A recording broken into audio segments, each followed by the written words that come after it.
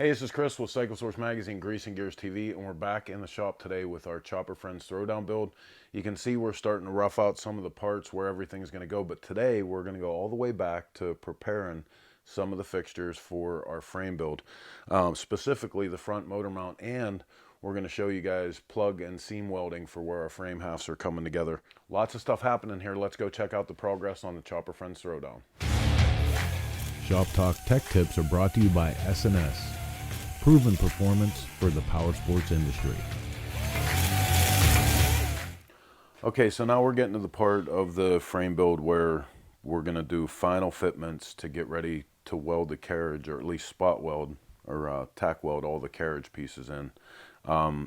Front frame tubes are done and ready. The last step of that, if you see, I put some space over here still between the lower rails and the frame and the down tubes, so that I could allow for the down tubes to move back once I notch the front motor mount in. So with the motor mount stanchion in place, we're going to take this off now and take it over to the mill and machine that. You can see down here how I've indicated the 1 inch that transfers the material, so I know where I want to put my notch in. I'm going to take it to the mill, put the mill on the same angle as our frame rail here, and come in about a 1/2 inch to let that sit down in there real good, so when we weld it on, it's good strong material it's holding on to. We have our motor mount locked in our vise. Now this is why I told you guys to make sure you mark left and right, top and which direction, because we need to notch it on this corner. So what I'm going to do for this is I'm going to rotate the milling machine. I know that the angle of the frame that I have at this point is about 35 degrees. So we're actually going to break loose the front 4 bolts of the milling machine. And then on the back side, you'll see the little drive nut where we can actually dial in 35 degrees and put the head of the milling machine on the proper angle that we need to make this cut. So now with our mill head in the same angle as the frame rails are going to approach us, I move up to the material, set my 0 on my digital readout, and I know that I want this to be, I'm pretty sure I want it to be about a 1/2 inch, so obviously 0.50, but I think I'm going to go to about 1/4 and check it just to be, you know, safer than sorry.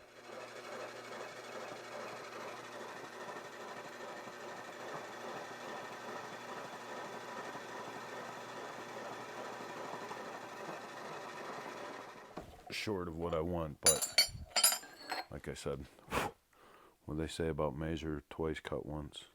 So there's my notch right now. I don't know, man, maybe 1/4 inch is enough. After taking it over to the bike and looking, we're actually happy with the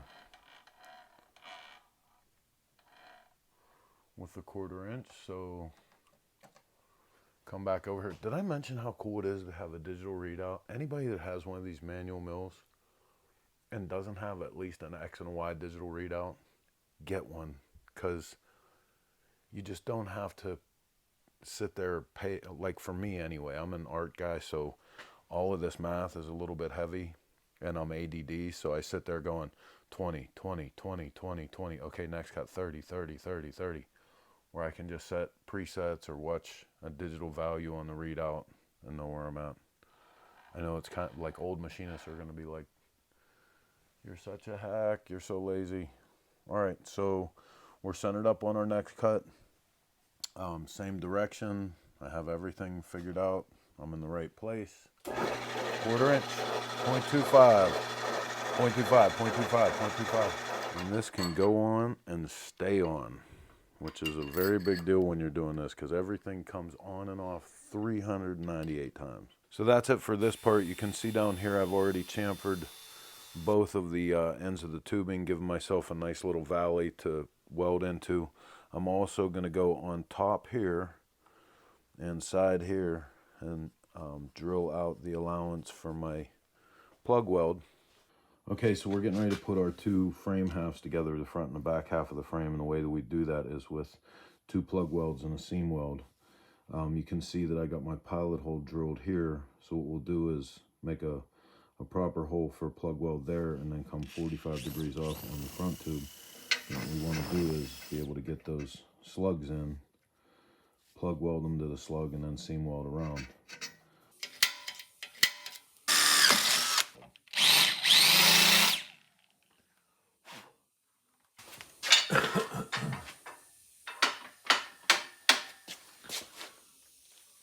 Okay.